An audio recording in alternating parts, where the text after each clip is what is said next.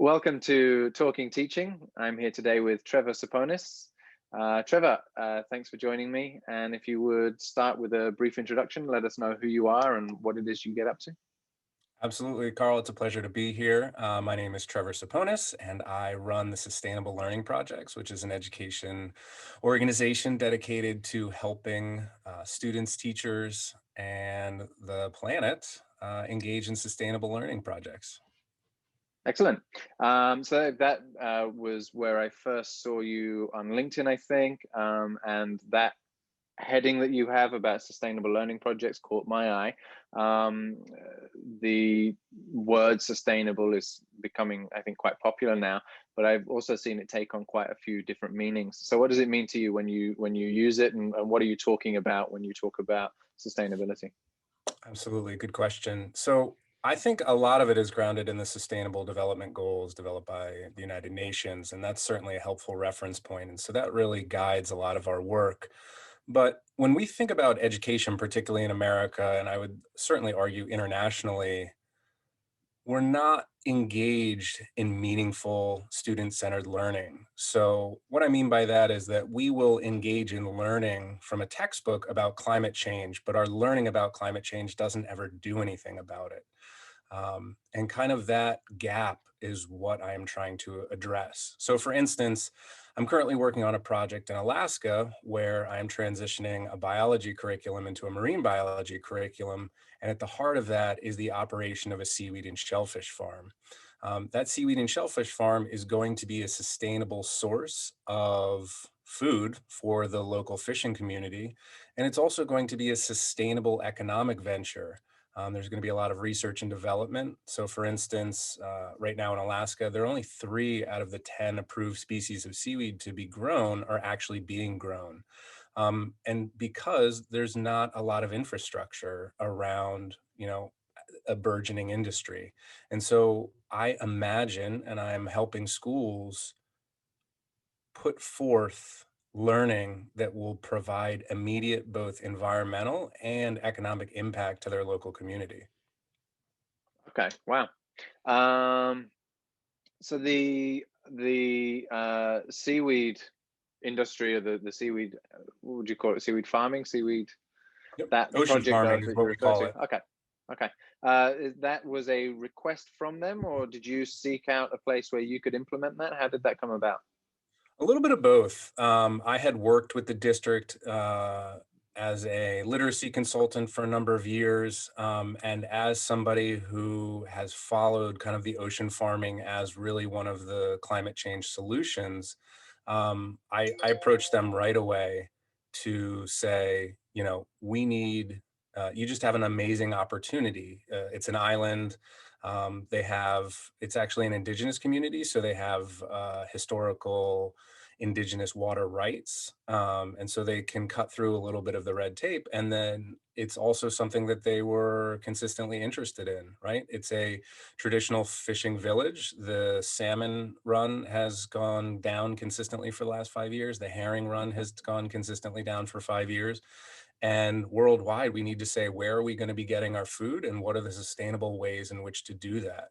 Um, it was also a nice moment when the governor of Alaska said we should try to make this a $100 million industry in the next 10 years. But what's interesting is that there's no infrastructure to support that. And what I mean by that is, where are people going to learn how to farm on the ocean with species that they've never attempted to do before? And so I think that rather than make that a niche industry, I think we should engage public education at all levels into engaging in that type of active, student-centered and community-centered type of learning. Yeah, brilliant. And obviously, that's a very localized project. So there's multiple perspectives I'm seeing here. You talked right at the beginning about this being, sort of an international solution to obviously a global problem that we're all facing together. But the implementation, for various reasons, obviously has to be relatively localized. So, sea farming, the way that you're talking there, the marine farming for that community is obviously appropriate. if you're talking about some, you know, sort of rural middle America village, then they're not going to need the same solutions, obviously. So how, I don't know, there's a few questions I have here. First of all, is that something that you're doing with a private institution that has extra flexibility, or is there that much flexibility in the public schools where you can develop a curriculum to focus on such a local issue, and still be part of the public school curriculum? How does that work? Yep, it is absolutely part of the public school curriculum. Okay. So particularly in the upper grades around in high school and particularly in science, the standards provide more flexibility around which courses they're taking. And so we are transitioning their biology program into a place-based marine biology program. Great. We're addressing all the same standards and using the next Right. generation science standards as our guideposts. But I think that we need a little bit of collective imagination as educators and being able to say we can design these things within the existing frameworks. We need to go beyond rote memorization of textbook learning to understand what that looks like. So while it is, to answer a second question of yours, while it is a localized learning endeavor, part of this work is I really want to engage in network learning. So the Right. next step for us right now is we're trying to engage another 10 to 12 schools in the Alaska region to do this, right? Because one of the main goals with the sustainable learning projects is I want to break down the four walls um, of a classroom, right? The internet exists is one of my favorite sayings around, what are the problems in education? The problem in education is we pretend that the internet doesn't exist so Yeah. that students, in K-12 can interact and learn anything they want. And then we basically lock them up into a classroom and pretend that that learning doesn't exist. So the next step with the ocean farming is to engage in 10 to 12 local and then ultimately engage in worldwide partners, because there is there is exciting ocean farming going on in the East Coast, in Connecticut, in Maine. There's some interesting ocean farming going on in Madagascar right now. There's even some in Scotland where they're doing some interesting, basically land reclamation and trying Okay. to grow seaweed with seawater on land. So Oh, there's wow. really Okay. some interesting stuff going on, and we just need to say, you know, we can no longer attempt to educate students within the four walls of a classroom because it doesn't make sense. And the engagement with students around the world is the next step, both for I would argue my organization, but for organizations like the Rebel Teacher Network. And I would turn the question to you and think about, what are the ways in which um, teachers, educators like you, like me, they can really engage meaningfully across space and time. Yeah. I think the answer is quite similar, actually, a very different set of parameters, but quite a similar approach to, or a similar way of developing that solution, at least the way that I'm trying to approach it. I've spent the last few months now basically identifying commonalities, because one of the things that I think has frustrated me, first from the level of learning in the classroom and the learning process. I was becoming increasingly frustrated by the sort of very far end of the spectrum position that, everybody learns differently, and different cultures need different approaches to education, and all of these things about individualizing and varying education to suit the culture and to suit the students and to suit the community and the environment.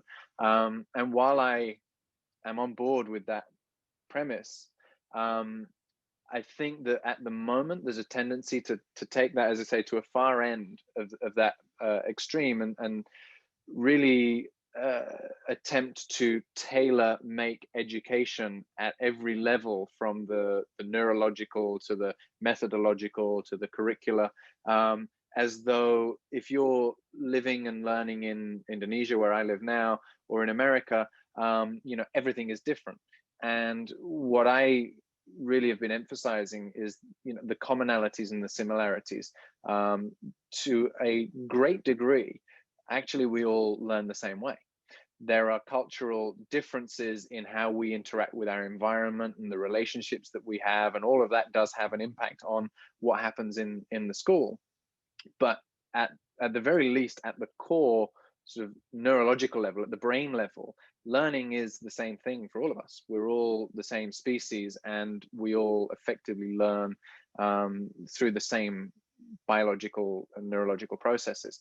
And so identifying that as a starting point, and then looking at, what are the things that as teachers we all need to be doing more of or less of to benefit our students, and how much of that is universal. And my position is, and what I've been working with teachers to find out lately, my position is that there's quite a lot that is universal. And then, beyond that point, then it comes down to the individual teachers to say, well, this thing works or doesn't work in my classroom. And the idea of the Rebel Teacher Network is to try and, on the one hand, bring all of these teachers together from around the world, and find best practices, what works for everybody, and what things do need to be individualized and varied. And then beyond that, trying to find more teachers and help them awaken to what this movement is about, which is making a lot of the changes that you've mentioned. Approaching education in a much more flexible and a much more applied way. Flexible meaning that we do need to make decisions for our classroom and decisions for our students, and there are things that different students need and different communities need. And applied meaning a lot of what you've just said. Learning shouldn't be isolated. It shouldn't be locked in the four walls of the classroom. It should be a process that interacts with the environment, whether that's the natural environment of the world and the planet, or the social environment, the community and the society around the student. Whatever they're learning should be integrated with that environment in a way that it really isn't in most traditional mainstream school approaches. And so I think on very different levels, we're kind of doing the same thing. And your perhaps focus is on the content and the curriculum and what's being learned, and my focus is perhaps on the teachers and where they're working and how they're working. But I imagine there's massive crossovers with both of us, and I think we're overlapping quite a lot there. Absolutely. I couldn't agree with you more. And I really appreciate so many of the elements that you just brought up, so many that I was even taking notes. And the thing that really resonated is the idea of teacher autonomy, and in empowering teachers to make instructional decisions that best support their students. And here in America, that is very challenging. And in this international schools, they say we have an IB curriculum, and this is what an international baccalaureate curriculum, and this is exactly what we're doing. And I think that we need to move away from that. And so, I'll give you another example. So another project I'm working on is called Project Student Voice. And what I've done is I'm getting 6 classrooms together, and that we are collectively creating an online publication. And so in those 6 classrooms, there is no mandated curriculum because, I have a school in Thailand, I have a school in Idaho, I have a school in Maine, I have a school in Alabama. And so we're not going to be able to get granular around how are you spending your time? Yeah. But what I am asking is that they do 3 things. Number one, they're allowing students to create stories on whatever topic they want, right? This idea of choice, and whatever medium they want. The second thing is collaboration, that they should be collaborating both locally within their school, within their students, as well as in the network, right? So that they should be able to collaborate. And the student in Alabama says, oh, that student in Thailand and I have mutual interests around X. Let's go ahead and create something together. And the last one is contribution. And so that right now, roughly in the semester system, 3 times every semester at minimum, students are contributing something, so that we are creating this online publication so that student work can exist outside the 4 walls, and empower teacher autonomy. So one class, uh, another classroom I'm working with in Alaska is doing an oral history project. Right. The school that I'm working with in Virginia is focused on social justice. And so that they are allowing students to do the work that they want on the subjects they want. And again, in the format that they want. What's really interesting is this time we have 4 podcasts Okay. as part of this, where multiple students are participating. They're interviewing community members, and they're engaging community members around the issues that matter to them. And for me, I'd argue till I'm blue in the face that that is what education should look like.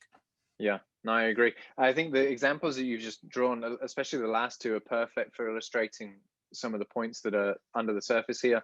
The oral history project and the social justice project, both of those are universal concepts, right? Every region has its history, and every region has its social justice needs. But every region is going to have different needs and different histories. And so there's something there that while a framework can exist, there's no way of replicating everything from one region to another. If you're working on that social justice project with a network of students in a particular region or a particular state, and you want to implement that program in another state, then you can, but you cannot have any of the same expectations, because their social landscape and their justice troubles, challenges are going to be so different that the outcomes are going to be different, the focuses are going to be different, even some of the processes are going to be different.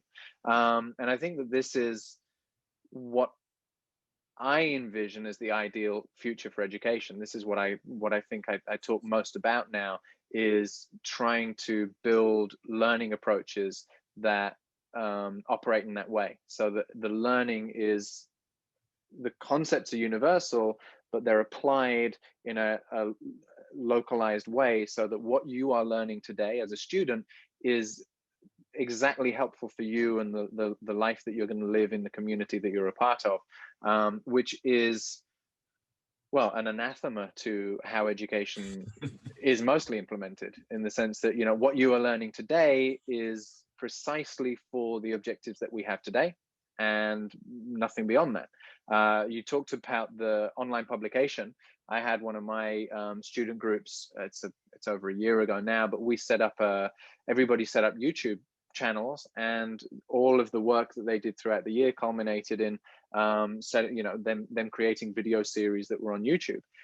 Where before that, and every year prior to that, they'd just done either 2-minute presentations in front of the whiteboard in class, or if they had an especially creative teacher, then maybe they recorded a video on their phone and handed that into the teacher.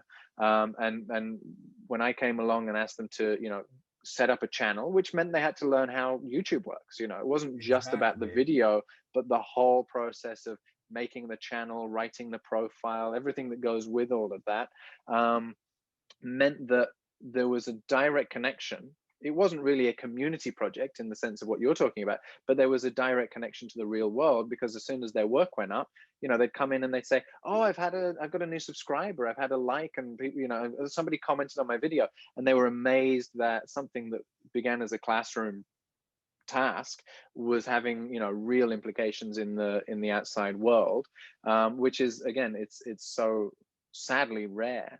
But I think that needs to be the future of whatever the next phase of education is. I think that needs to be incorporated, whether that's online and digital or not. It doesn't need to be a digital thing, but that it does need to move outside of the classroom, I think. Let me just applaud those efforts, and that's exactly the type of work that, I'm advocating for. Because, and this is always interesting to me, uh, you know, currently I've had this conversation 100 times where education leaders say, most students today want to become YouTube stars. as if that's some sort of indication about the, impending destruction of Western Terrible. Yeah. civilization. And Yeah. I always just ask, why don't we help them do that? Yeah. Exactly right.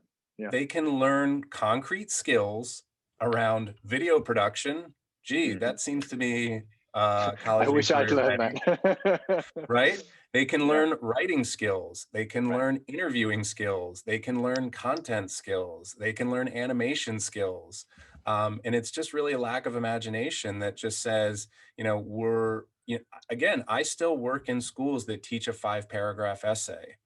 Right. No one in the last 100 years has written a 5-paragraph Yeah. essay. Do you have to be able to learn to communicate? Absolutely, but the medium shouldn't matter, and the medium should change, being that, as I always say, the internet exists. Yeah, yeah, and I think that's this 5 paragraph essay's come up a few times in a few of the conversations I've had lately, which is great because it means more people are talking about the problem of it. I am surprised how universal it still is, how commonly it's still taught, and I'm also surprised by the few conversations I've had lately aside, how many teachers still fully endorse it. They still fully believe in what they're teaching, and I I struggle now because I'll make a post on, say, LinkedIn, and then I want to write, that post gets some good interaction, some good comments, and so I think there's some ideas there, and the conversations that have flowed from it that's grown now into a bigger idea. I can write an article from that. So I want to write a post on, say, Medium, and then maybe I want to make a video about it for YouTube.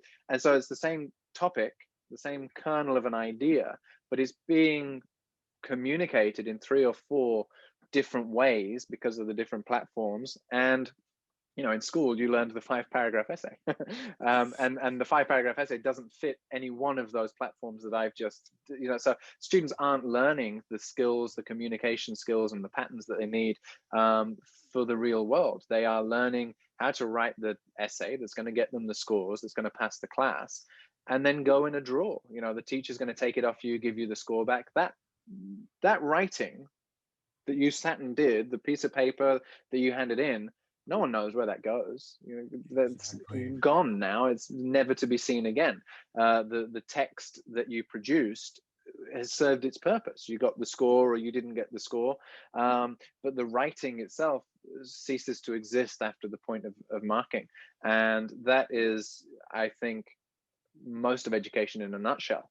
Whether it's reading, why are we reading? Why are we writing? Why are we doing anything? Well, at the moment, it's to get that score at the end of that day, and it's completely isolated from any real world impact. And yes, and it's assessed by a single person, right? Yeah, right. Again, the Yeah, so internet true. exists. None of this is going to ever be Yeah, assessed by a yeah, that's a single really person, important point. right? The Yeah, market will decide. And so if you are writing um, about some of these topics, that it just doesn't make sense to have a single person. You need to put that up on the internet and have a yeah, few hundred people see it. And does it resonate or not? yeah, And those standards based on different platforms matter, right? That is how mhm, humans communicate in 2020. And so that's how I want students to learn how to communicate in 2020.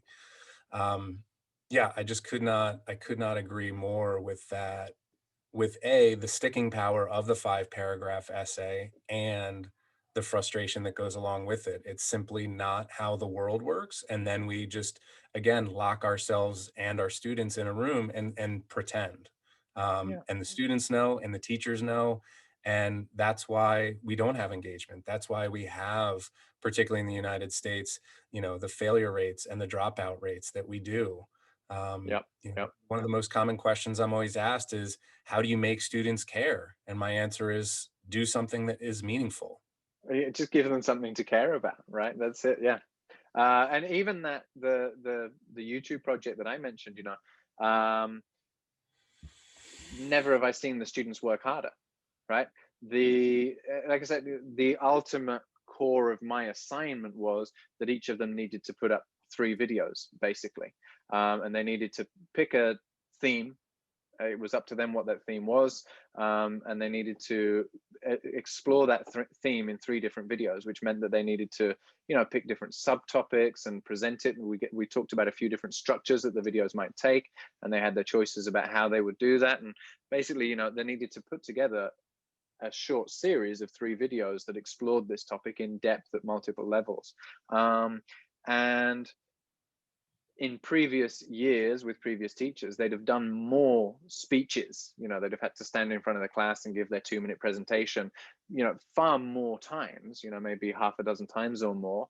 But there was no relationship one to the next, and there was no real, obviously we've talked about the feedback problem, there was no feedback, but that idea of having a series really changed the whole approach for the students. And to see them, planning out 3 videos ahead rather than scribbling down something that they were going to stand up in 10 minutes and speak, but to see them sitting down and planning out 3 in ahead and structuring 3 videos and doing the research, and also the different levels of effort that were made. Some of the students did what they needed to do to pass, and that was fine. I didn't mind that, because if they weren't interested, I didn't need them to be interested.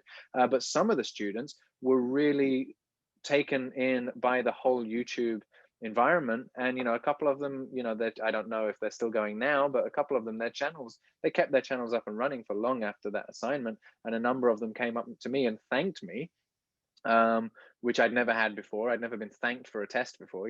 Came up and thanked me, because the assignment introduced them to what then became a new hobby for them.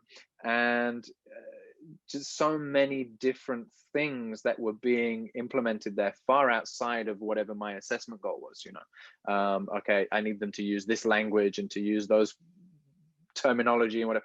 Far outside of that, the skills and the attitudes that they were developing as well-rounded students and essentially members of a community, was vast. Yep. Again, it's so encouraging to hear, and I'm having the same type of interactions for Project Student Voice. I had a 17-year-old student tell me this week that I'm so excited to be doing this. No one has ever asked me what I wanted to write about. Yeah. Right. And so what is that really teaching us? And what is that really teaching our students? The first and foremost thing it's teaching them is that their opinions and their interests don't matter. Yeah. And I think that's an absolutely devastating thing Yeah. to found our approach to education on. Yeah, and Uh, I think worse, just to jump in there before you continue, I think worse than that, often they're being taught that their opinions are a distraction. Anything that goes outside of the parameters of this task, you've got to write your 5 paragraphs. Anything that's outside of that very tight and narrow box is a distraction that we don't have time for. It's not just that it doesn't matter, it's a negative, it's completely negated. It's penalized, Yeah, absolutely. right, And, exactly right. particularly when we look at biographies of creative people, it wasn't until they leave school until they're able to pursue their passions. And that's Yeah. heartbreaking. And we should, again, look at the research around that and say, what is it that we need to engage students? And what we need to do to engage students is allow them to follow their own interests. Hmm. Yes, yes. These are certainly the issues I'm passionate about. I just want to quickly add about, one of the things that I think make both of these projects, and, again, we're not the only people doing them and the people around the world, but I think Big Picture Learning, which is an international organization, has about 60 schools, both in the United States and then about 70 schools internationally. One of their foundational principles are public displays of knowledge. And so that they engage both their school community as well as their outside community in saying, this is what we learned. What do you think? Right? Hmm. Um, and as somebody who's visited a number of their schools, it's just a very powerful thing. In the same way around the YouTube, right? Interacting with people who exist out in the world Yeah. is meaningful, right? We Yeah. all Yeah. know that Exactly right. that is the power of social media. Like that is why we do those things. And, we don't need to talk about all the dangers, but we need to talk about the positives, right? What does social media tell us is that people are interested in other people and there's an amazing opportunity to learn anything that you want. And so the Yeah, idea exactly that right. we are identifying and remaining with the subject areas that were decided on 100 Hmm. years ago, Hmm. right? You're gonna learn in America, you're gonna learn United States history in 10th grade. There is no rationale for that, none Yeah, right. whatsoever. It was simply a historical precedent. And so my question is, what happens when a ninth grade student wants to learn US history? Yeah, yeah, And the answer is tough. They yeah, simply exactly do right. not get to learn what it is they want. Yeah. And, that's simply not a reasonable or rational or empathetic way to approach student learning. Yeah, and again, it just completely shuts down any of the curiosity that the students might have. Again, we are in those instances implicitly but very powerfully coaching the students to not be inquisitive, to not be curious. Don't go off asking questions and looking for the things that you care about. Wait here and listen to what I have to tell you. How dare you care about what you're learning? How dare you take an interest in something that is not coming directly from the teacher? Again, these things are they're not benign. They are far worse than the sort of passive incidental problems that are first apparent. I think they're much worse than that.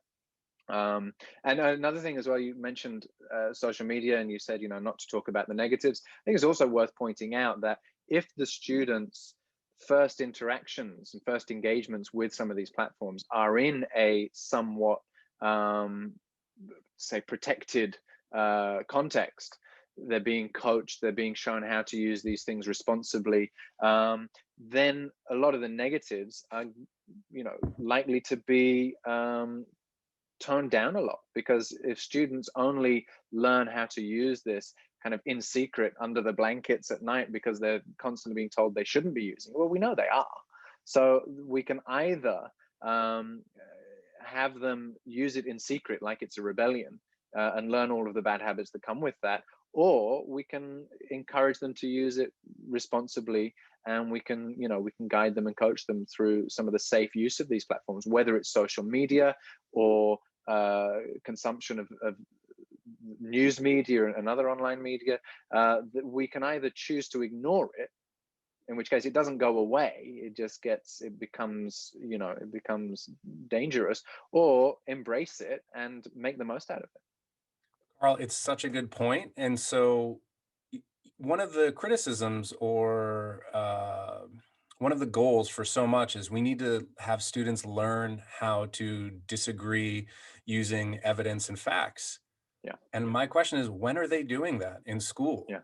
When? Yeah, Very, again, I very, mean, I very was, rarely. yeah, constantly in trouble at school for disagreeing. Anytime I disagreed, that was grounds for some punishment or another.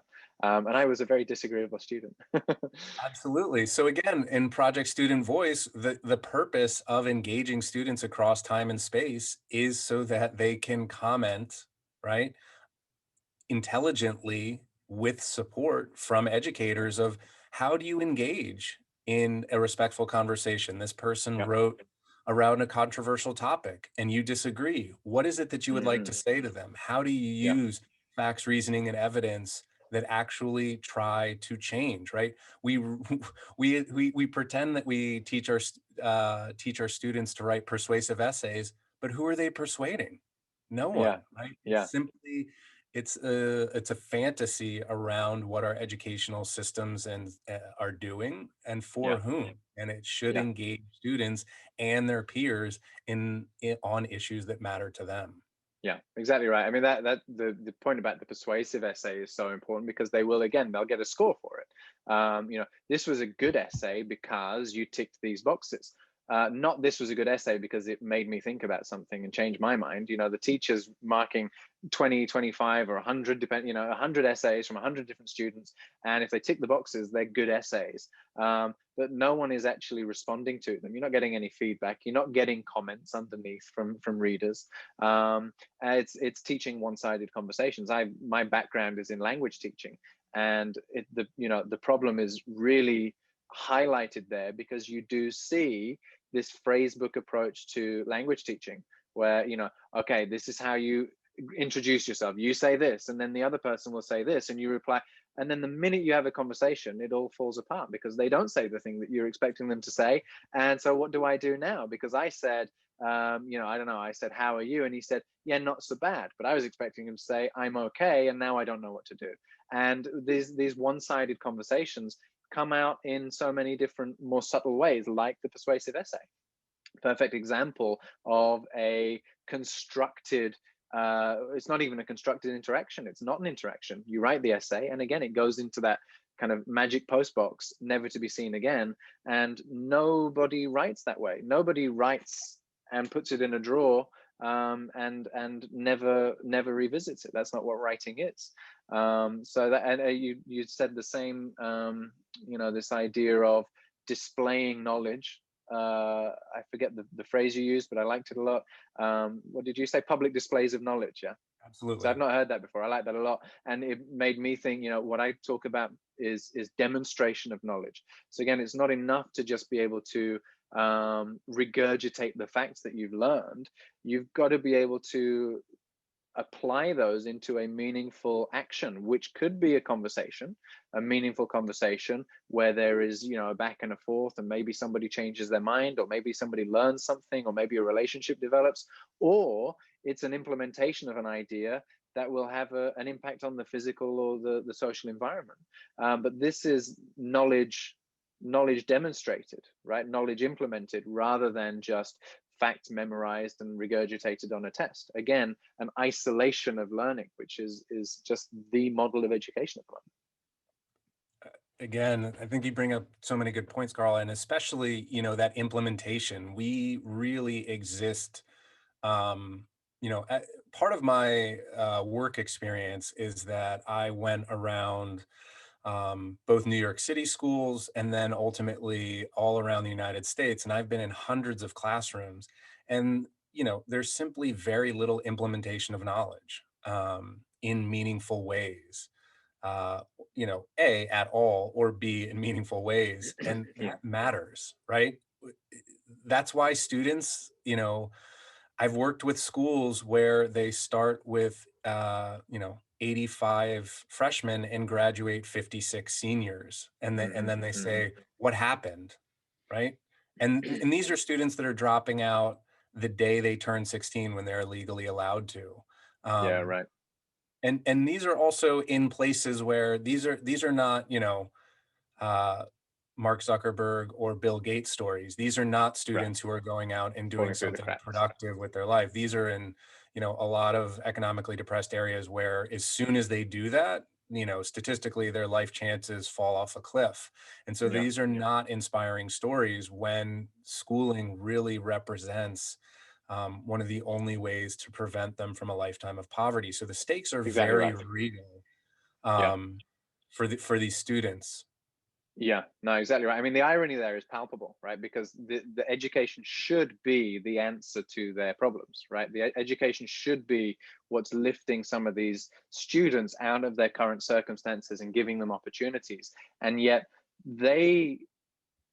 it's not a bad attitude. I think it's often painted as laziness and various other things. But what I think is going on in so many of these cases is the student can see immediately this is not valuable, right? This is not, I'm learning things that would be great if I wanted to, study philosophy for 4 years. But if I've got to find a way to get out of my current circumstances, which are much more limiting than the kid I'm sitting next to in the classroom, we're all learning the same things, and they might be useful for him, but they're not useful for me. And these kids can see the lack of value that education is offering, and they can see that while it might not lead to a happy or prosperous life, dropping out of school and getting a job that's going to help pay the bills is valuable today. It's helping me today in a way that education isn't helping me today, and doesn't look like it's going to pay off in any major way in the future either. These students can see that, and they are, I think they're making the smart decision by dropping out. And it's difficult to argue with them. I don't want them to drop out. I don't want anybody to drop out. But I've got no good argument for why they should stay in. Exactly. It's such a good point. And when you have, again, the four walls of a classroom being locked and you don't engage in the community, they're not able to see what else is going out there. That's Right. why community engagement is one of the foundation. We should have students out on internships. We should have students Yes. out having work experience and providing academic credit for them, right? The Yeah, most exactly right. prestigious universities in the world give academic credit for internships. Yeah. Why can't we do that at the K-12 level, right? Yeah. Why can't we have ninth graders supporting third graders in their efforts to read, Yeah. right? Why Right. don't we Exactly do right. that? It's Yeah. a foundational, relational, human interaction that has the potential to build up self-esteem, has the potential to engage future educators, has the potential to have students have positive academic experiences where they become the teachers, right? These are not revolutionary or rebellious ideas. These are just common sense ideas, but we're so married to the system that we have that Yeah. we're stuck. I want to just Yeah. jump in with one more idea because what you talked about really resonated with me so a lot of what we've talked about so far is focused on the student level. I'd like to take a minute around and think about the teacher level and the work and kind of the focus of the Rebel Teacher Network and go back to one of your points around this language instruction where we're having single teachers with completely unmanageable workloads Hmm. grading 100 to 150 Hmm. essays, right? Hmm. It's not a sustainable practice. And when No. we look at teacher retention, it tells us that, right? There are Yeah. very few.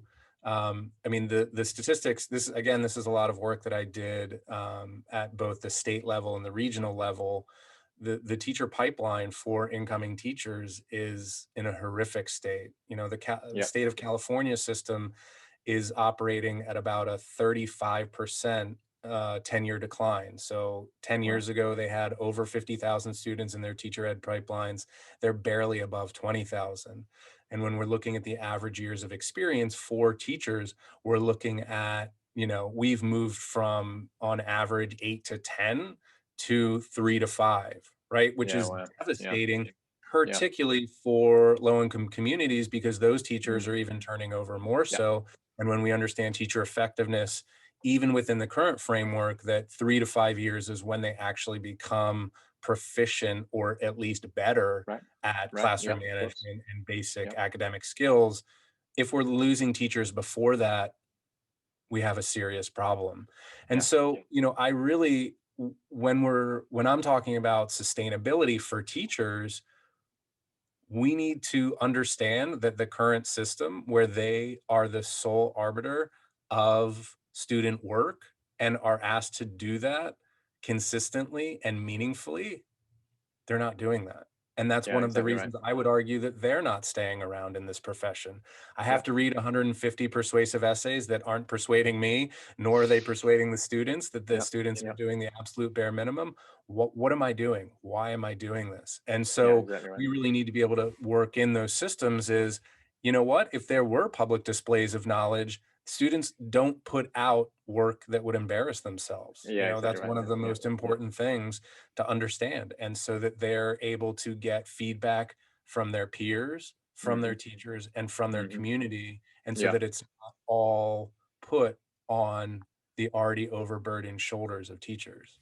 Yeah. Exactly right. I mean, the way it is now, unless you are the minority of teachers who, I don't know how, can handle it, you're either pushed in one of two directions. Either you burn out and leave in the way that so many are, and a lot of the figures that you just mentioned are strikingly similar to figures, the conversation I had a couple of days ago, which will probably be the episode the week before this one, with Alexandra. So if people are watching this and they want to check that out, you'll see that in the UK, where she's based, very similar figures that you've just mentioned. And it's, again, it seems to be a relatively global problem.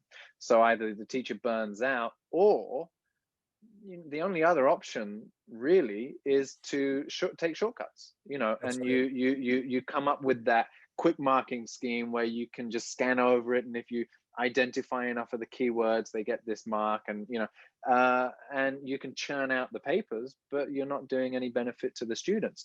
And if you want to, settle in the middle, I don't know, you can't. You're going to burn out eventually. If you want to try and do the best thing for the students, well, ironically, the best thing for the students is to not do that, right? Is to drop that approach. And one of the things that I started doing, for other reasons. So I really engaged a couple of years ago with the idea of meta learning, and the importance of students learning how to be good learners, how to be effective learners, and the autonomy of making their own decisions and approaching learning and knowing how to approach learning, rather than sort of the black box that education has often been. The teacher tells you what to do, and the teacher gives you the scores, and often you don't quite know why you got the score you got, but you trust that the teacher, the teacher is reliable. And trying to break out of that and get students directly and actively involved in the learning process, and making their own decisions about the learning approaches. And one of the things I did there was to get students to mark themselves. You talked just about all the different sources for feedback from their peers, from the community, from multiple teachers, but also getting the students more self-aware of the work that they're putting out, and more capable. Because again, like I said earlier, I have to do this. If I write a post for LinkedIn and then I want to remodel that for another platform, I don't have any, until the comments come in and tell me it was a terrible article. I don't have any other point of I was marking my work, and so I have to be self-aware. I have to be able to not just structure a 5-paragraph essay. I have to be able to think about what message I'm sending, what kind of audience I might be speaking to. Is this intelligible? Am I clear enough? All of the things that you need to do to put together something that's going to be readable and well received. This is absent in a lot of learning, and I'm talking about writing now, but this is across the board. When you're producing something in a learning context, often you don't know why you're working towards certain criteria, other than, well, what's going to get me that score. And so when I started to implement that with my learners, the byproduct of that was, of course, much less marking for myself. Because by the time something came to me, the students had already done 2 or 3 drafts, not one draft, handed in, get my feedback and take it back, which I strongly endorse multiple attempts and multiple drafts. But at least 2 or 3 of those drafts. In the real world. Yeah, exactly right. Yeah, I know what the value of that. But the added benefit was multiple drafts were being done. They were getting through the first 1 or 2 drafts before I even saw it. So by the time something came to me, it was already refined beyond what I would normally be getting. And so just getting students to be more self-aware of A, the learning process, and B, their own output, that alone lightens the load for teacher marking and the feedback that we have to give. Absolutely. And that's a great classroom model, and really encouraging around having students have some ownership around their own learning, Right. and supporting their classmates, right? Right. Um, yeah, I'll stop there, just because it matters, right? It matters to have students provide multiple drafts. That's not even an argument I'm going to dignify with a response. This idea that, I saw it on Twitter yesterday. Should we evaluate students learning over multiple drafts? And it's Like it's a preposterous. That's question. how the Yeah. world Yeah. works, right? Yeah. Yeah. As a freelance journalist, the editor, for the first 5 years of my career, the editor gives you feedback. There's no creative endeavor where your first draft is your final draft. Right. And Right. the idea that persistence and growth should not be measured is laughable and infuriating, to be completely Yeah. honest. And when you're just describing your classroom, it really is in stark contrast to so many classrooms that I visit. And so many teachers ask me, when I give grades to the students, they look at the grade and then they throw that piece of paper Yeah. away. Yeah. And if that is happening, then your system is broken, right? Yeah. It's Exactly. not the student's fault that they are doing that. They're making a value judgment. And to your point, if they don't know what those numbers mean and how to do better, if they don't understand how to get better, and if they don't have the opportunity to get better, then that's the absolute appropriate response to Yeah. receiving an arbitrary grade on an arbitrary writing assignment. Yeah, exactly right. Yeah. Yeah. And again, I do want to just emphasize the breadth of this, how it applies across the curriculum, because there is, I've always found, because my background was in language teaching, so many of the points that I value, I prioritize about applied learning and meaningful application, and all of these things are so obvious in language learning, even though they're still just as ignored by the curriculum. They're so obvious in language learning because language is, when you're teaching language, you are teaching communication, and without meaning and without interaction, you just do not have a language. So the thing that you're teaching doesn't exist unless or until you engage with meaning and interaction, communication. So it was so obvious to me, and I think because I started in language teaching, that's why I'm so aware of all of these things. And so it's easy. I find it easier than any other subject to talk about these when you're talking about language, but they are incredibly important in every subject. And that's the direction my career has taken, is I now spend more time with non-language teachers than I do with language teachers. When I started, I was training other language teachers because I was a language teacher.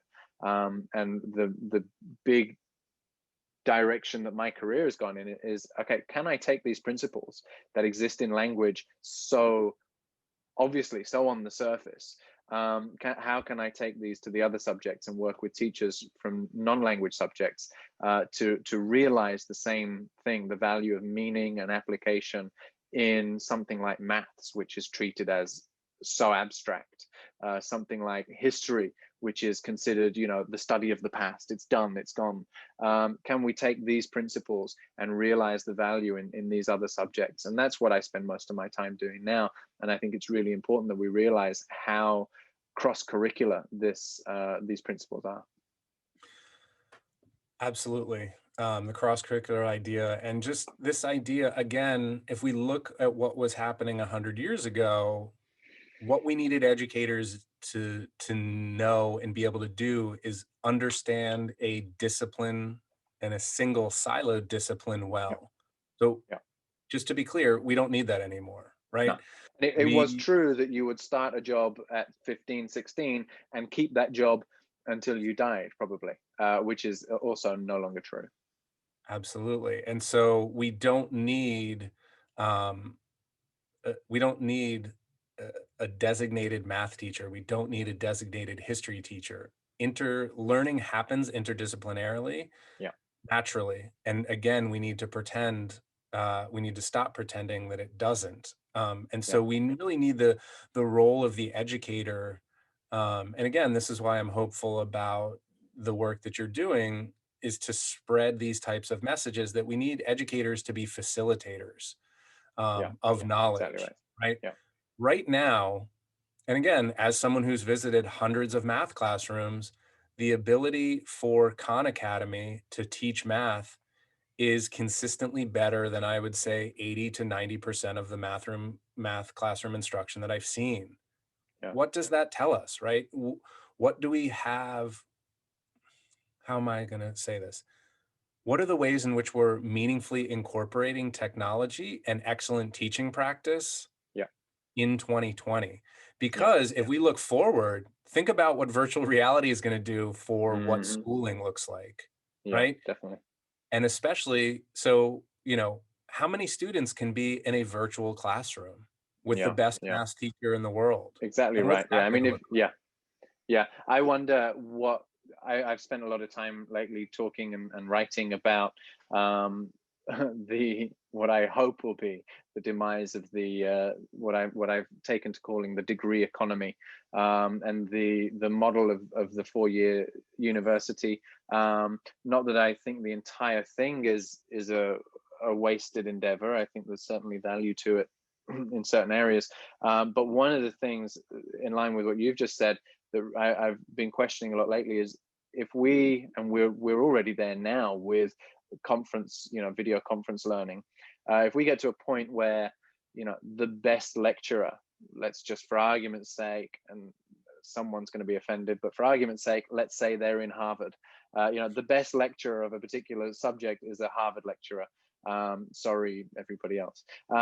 Then when that person can do their lectures online and that lecture can be accessed interactively from anywhere in the world, how is anybody going to choose? Why is anybody going to choose to go to that university with second grade teachers when they have access to the best teacher? I don't know. I would like to see more meaningful changes to the system of university level learning, but at the very least, I think that's going to shake things up. Because I don't know how two universities are going to exist when one of them is better and everybody can go there. Exactly. And once everyone knows it, right, there's just going to be that entire layer is going to be stripped away because they'll put up a sample lesson by their best teacher and you'll be able to try it. Yeah. Right. It's going to be very clear the value of these things. And I couldn't agree with you more. And I really think we're deeply, deeply underestimating what it's going to look like in 20 years. Now, from an equity perspective, I think that those changes will most directly impact the most well-to-do. And that's going to lead the way, right? Particularly when we're looking at international schools, particularly when we're looking at private schools around the world. Yeah. If parents understand that they can have their children taught by the best teachers in the world, that's going to change what they're demanding from their schools. Yeah, It's simply, exactly right. It's just, it's every other economic endeavor that's true, and it's going to be true for education. And so part of what we need to understand is there is going to be value in having an adult in that room with your student. And the question is, what are the skills and knowledge that we want that person to have in order to support your students? And content knowledge is not going to be one of them. They're going to need a passable understanding of these concepts, but they're going to need to be able to support and design meaningful learning experience for your student in their context. And we're not asking teachers to do that at all right now, which is a really terrifying thought.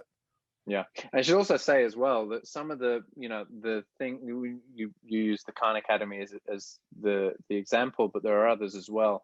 Some of the comparisons that we can make with these digital and online solutions, I would also perhaps suggest that these are not necessarily to highlight the strengths of the digital platform, but rather to shine a light on the weaknesses of the current model. I mean, I've seen teachers, not one or two, who could be replaced by a tape recorder, let alone something like a complex platform like the Khan Academy. I could just as easily walk in, press play, and go home. And the students would get the same lesson value that they're getting from a number of teachers that I've seen. The video learning solutions that I've seen replacing or seen teachers using essentially to replace themselves, just with a video, not something interactive, not something especially, something they could be doing, but they're choosing to play a video instead. I see teachers playing videos of a person standing in front of a whiteboard explaining a concept while they write on the whiteboard. Why aren't you doing it? Why are you playing a video? Why are you outsourcing the most mundane approach to teaching? Do better yourself. And if you're going to use a video, it should be because it's an amazing video that you just cannot recreate in the classroom. And so often the digital solutions I'm seeing, the really popular ones like Kahoot and the others, they're not amazing learning experiences. They're just better than the dull learning experiences we're seeing in so many classrooms. Yeah, And I feel the same way. I feel as if we're really in kind of generation one, maybe two of Yeah, those exactly right. online learning platforms. And what they're really trying to do is, whether it's gamify or just spruce up what is by definition dull learning Hmm. experiences. And so for me, my question is, what are we asking students to do? Right? What are we actually asking them to do? And too consistently, we're asking them to have rote-based memorization, right? We're going to teach Yeah, them to be climate science literate.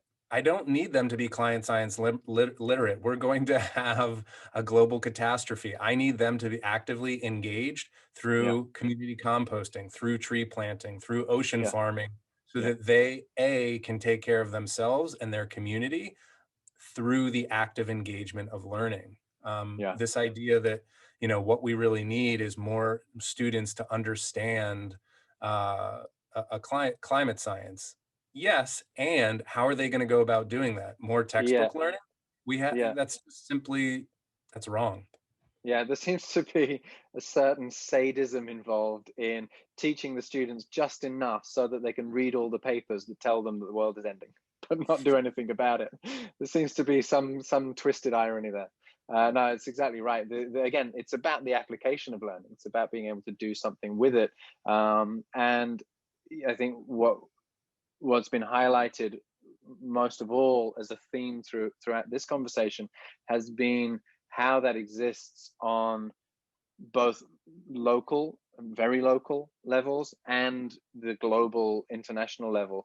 This the application of learning is it takes the education not just out of the classroom, but it takes it global. It gets students engaged not just in their local community, which is how we might implement it as a project, as a teacher, but by engaging in their local community, they are already, you know, implementing the functions, the abilities, the skills that are going to enable them to apply this learning on larger and larger scales. And the more that we can do that in the classroom with the digital tools and platforms that we have available, and who knows what platforms will become available in the next 2, 5, 10 years, if we can use those to facilitate this expansion of learning rather than just adding bells and whistles to the isolation of learning that we're seeing in the classroom. um, but the thing that hurts the most is that so much of this is available now. It's not when the technology comes. It's not, oh, who knows what will be developed 10 years from now. So much of this can be done now. So much of this could have been done 10, 20 years ago, before we even had the first iPhone. Many of these things do not need the digital solutions, and they're being overlooked uh, in every sense.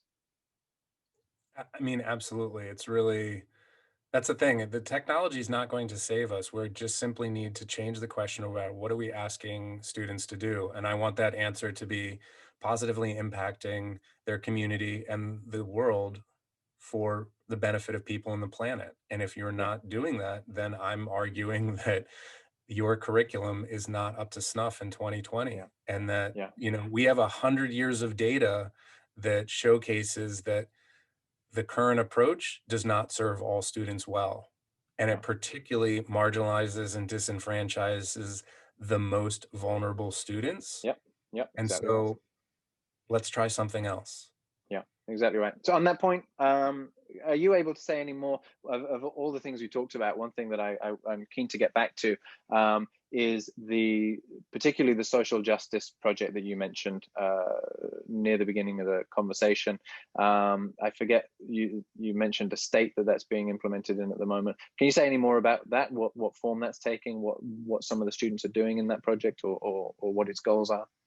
Sure. So the project was Project Student Voice. So it's one of the 6 schools that we're working with, and the rather organically, the students in that school, through the guidance with their teacher, have identified that they want to do an oral history project. Now, again, this is another community with a significant indigenous population, and so oral histories are obviously important um, cultural touchstones, and so they are moving forward with interviewing the elders in their community around what their experience has been living in this community over time and the way in which they see the current challenges in the world. So it's really a wide framing, and I'm really looking forward to being able to read and experience some of these. So again, some of the students are doing straight interviews that they will present through words. Some of them are taking pictures. Some of them are doing podcast interviews.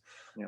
So I'm really looking forward to that as um, a vision of community-based, place-based learning that can only be done there, and that again can be replicated throughout the network.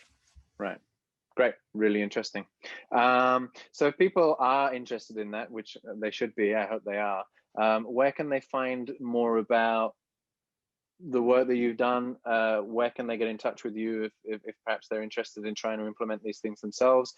And then maybe, is there a particular message that you could share to people who maybe feel like they're outside of that particular network?